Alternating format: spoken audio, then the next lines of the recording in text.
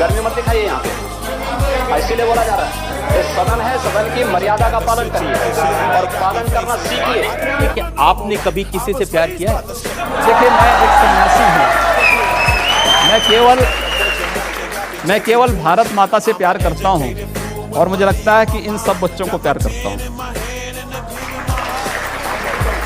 अब एक तस्वीर मुझे मिली ढूंढते ढूंढते, आप बाघ को, टाइगर को दूध पिला रहे हैं। टाइगर जैसा साहस जिसमें होगा वही टाइगर को दूध पिला सकता है। क्या सोच है रे तेरी, मानना पड़ेगा। आप इसको नहीं मानते? गांधी जी कहते हैं कोई एक थप्पड़ मारे तो दूसरा गाल आगे कर दो। मैंने कहा मानो होगा तो मानेंगे, दानो होगा तो नहीं मानेंगे। योगी जी, प्यार मोहब्बत की बात तो ठीक है, लेकिन जब आपके भाषण सुनते हैं ऐसा लगता है कि आप सिर्फ नफरत करा रहे, जैसे सिर्फ आग लगा रहे, जैसे किसी का खून पीना चाहते हैं। मैं एक सन्यासी हूँ और एक सन्यासी होने के नाते सच बोलने का साहस करता हूँ।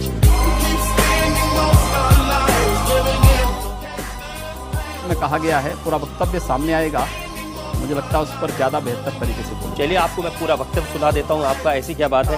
अगर एक हिंदू का खून बहेगा तो एक हिंदू के खून के बदले आने वाले समय में हम प्रशासन से FIR दर्ज नहीं करवाएंगे, बल्कि कम से कम 10 ऐसे लोगों की हत्या उससे करवाएंगे जो लोग कतई अब बर्दाश्त की सीमाएं समाप्त हो चुकी है।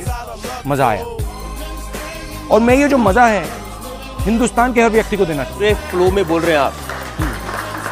भगवा वस्त्र पहन के, साधु का रूप धारण करके इस तरह की नफरत की बात करना चाहिए।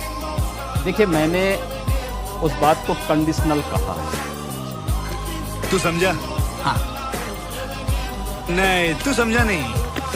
अगर कोई आपको मारेगा तो मुझे लगता है कि सामने कोई मानव होगा तो उस मानव को आप ये मान सकते हैं कि आपने एक थप्पड़ मारा तो उसका थप्पड़ भी सहन कर सकते हैं। लेकिन अगर सामने दानव है तो अगर मारना एक हाथ से मारता तो उस हाथ से उसका जवाब भी दीजिए। मैं एक सन्यासी हूँ। अगर हमें शास्त्र का प्रशिक्षण दिया गया तो शास्त्र के साथ साथ शस्त्र का भी। अगर हमारे हाथ में एक हाथ में माला है तो दूसरे हाथ में हम भाला लेकर के भी चलते हैं, जिससे समाज को शिष्ट भी किया जा सके और दुष्टों को उनके कृत्यों की सजा भी दी जा सके। एक सन्यासी का सही कर्तव्य होता है। सरकार को कानून का काम करने दीजिए। अब तो कम से कम कानून, हम कानून की बात कर रहे हैं ना। हमारी जो भी बातें कंडीशनल है। अगर आप शांति से रहेंगे तो हम भी शांति से रहेंगे।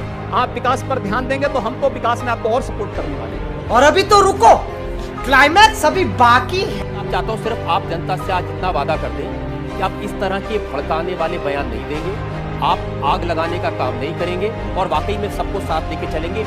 आपकी औकात बता रहा हूँ सर, बुरा नहीं मानना सर। अगर बशर्ते अगला पक्ष शांति से रहेगा, मुझे प्रसन्नता होगी उसके विकास करने में योगदान देना। और अगर अगला पक्ष शांति से नहीं रहेगा तो क्या करेंगे? अगर शांति से नहीं रहेगा तो उसको शांति से रहना सिखाएंगे। बंदूक के दम पर, मार के दम पर। जो जिस भाषा को समझेगा उस भाषा में। बस हवा निकल गई। योगी जी, इस समय देश में आपकी सरकार है। एक तरफ नरेंद्र मोदी लाल किले की प्राचीर से कहते हैं कि 10 साल तक दंगे फसाद को पीछे छोड़ दो, सिर्फ विकास की बात करें। दंगा शुरू करने वाला ना हिंदू होता है ना मुसलमान। कैसी बात कर रहे हैं? मैं सच्ची बात कर रहा हूं। आज लोग कह देंगे कि ISIS के साथ लड़ने वाले लोग न हिंदू है न मुसलमान है, फिर उनके लिए फतिया क्यों पढ़ा जा रहा है? नहीं, मुझे मजाक नहीं उड़वाना अपनी चीज का, मैं नहीं बताऊंगा। आप कहते हैं कि आतंकवाद की कोई जाति नहीं होती, क्यों उसको फिर जाति के दायरे में, किसी मजहब के दायरे में उसको कैद करने में? तो आप कर रहे हैं कैद, मैं नहीं कर रहा हूं। ये वे लोग कर रहे हैं जो उनको उस प्रकार का देने के लिए उतावले दिखाई देते हैं। और इसलिए मैं कह रहा हूं, अगर जाति नहीं, मजहब नहीं, समाप्त करिए। आतंकवाद की कोई जाति नहीं, कोई मजहब नहीं, आप उसके साथ उसी प्रकार का व्यवहार करिए। आप आतंकवादी है, मिट्टी तेल छिड़क करके आग लगा दीजिए, फेंक दीजिए उसको, जिससे पता ही ना लगे। क्या मतलब है? क्या सोच है रे तेरी, मानना पड़ेगा। भाई मजा आया।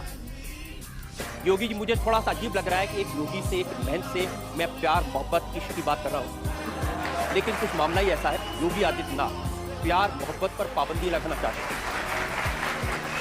आपने लव जिहाद का सवाल उठाया है। हाँ, लव जिहाद के खिलाफ मैं पिछले 10 होता क्या है वर्षों से लव जिहाद, ये बता दीजिए। देखिए, लव जिहाद इस देश के खिलाफ, इस देश की संस्कृति के खिलाफ एक अंतर्राष्ट्रीय साजिश है। और उस साजिश को केवल मैं नहीं बोल रहा हूँ। उत्तर प्रदेश हाईकोर्ट ने 2006 में उत्तर प्रदेश की सरकार को एक निर्देश जारी किया था कि उत्तर प्रदेश के अंदर बड़ी तेजी के साथ हिंदू बालिकाओं का अपहरण क्यों हो रहा है। 2009 में केरल हाईकोर्ट ने भी इस संबंध में वहां की सरकार को एक निर्देश जारी किया कि 4 वर्ष में 5000 से हिंदू बालिकाओं का अपहरण होना, आखिर ये सब क्या है। कर्नाटक हाईकोर्ट ने इस संबंध में आदेश जारी किया था कि आखिर इसकी सीआईडी जांच क्यों नहीं करा दी जाती है। अचानक हिंदू बालिकाएं क्यों, उनका अपहरण हो जा रहा है, कहां गायब हो जा रही है।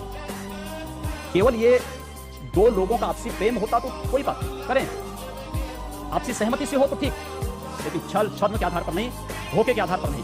जो रांची में हुआ, जो मेरठ में हुआ, जो हरियाणा में हुआ, अगर इस प्रकार की किसी भी दुष्प्रवृत्ति को जिहाद के नाम पर हिंदुस्तान में थोपने का प्रयास होगा तो हम इसे किसी भी स्थिति में स्वीकार नहीं करेंगे। मैं क्या करूं, फिर जॉब छोड़ दूं?